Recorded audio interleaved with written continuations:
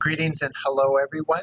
Today we're going to be evaluating algebraic expressions. So algebraic expressions can be evaluated for given values of the variables. The substitution property allows us to evaluate an algebraic expression by replacing the variables with a value. So when we're looking at the problems, it's going to tell us what each of the variables represents. So let's take a look at example 5. So we have this problem, a squared times the quantity 3b minus a plus 5 divided by c. But now we know that a is equal to 2, b is equal to 6, and c is equal to 4. So since we have a value for each one of our variables, we can substitute those in. So as we said, a is equal to 2 now. So this is going to become 2 squared times the quantity 3. B we said was 6, so that's 3 times 6 minus, we said A was 2, so minus 2, plus 5, divide by, and we said C is 4. So it's going to be divide by 4. So now I've substituted in my values in blue. Those are all the values of my variables. Now I'm going to work on solving this using my order of operations. So I'm going to start off inside my parentheses. So 3 times 6 is 18. So this gives me 2 squared times the quantity 18 minus 2 plus 5. And that's going to be divided by 4. Now I'm going to go 18 minus 2. So this gives me 2 squared times the quantity 16 plus 5 divided by 4. Well, 16 plus 5 is 21. So this gives me 2 squared times 21 divided by 4.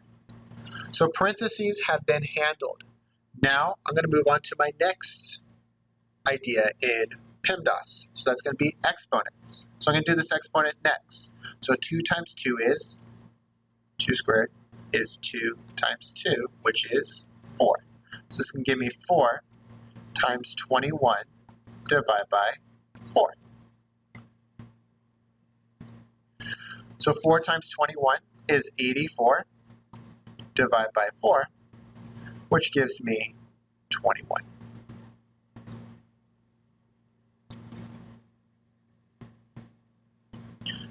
So let's take a look at our next example. So our next example is a word problem. So in 2004, Chad Fell set the record for the largest bubble gum balloon. Assuming that the bubble was spherical, the surface area for a sphere is 4 times pi multiplied by the radius squared. So what does that look like? 4 times pi times the radius squared. So that's what that looks like. It looks just like this. Now we need to know what the radius is. So the radius in this case is 25.4. So radius equals 25.4. We know what pi is. Pi is 3.14. It keeps going, but we're just going to use this rounded approximation. So my surface area formula, as it said in part A, is 4 pi radius squared. Now I'm going to substitute in the values that it gives me. So this is going to be 4 times pi. And then the value it gave me is 25.4. So times 25.4. And that's going to be squared.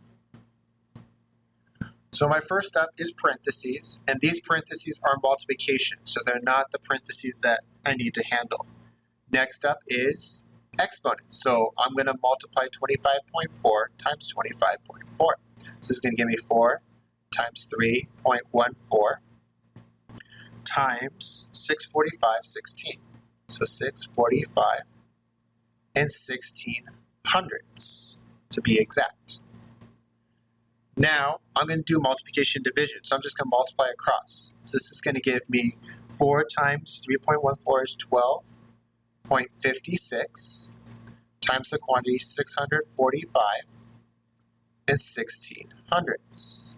Multiply those two, it's going to give you 8,103 and 21 tenths. And then what does it say it was? Centimeters? This is going to be centimeters squared.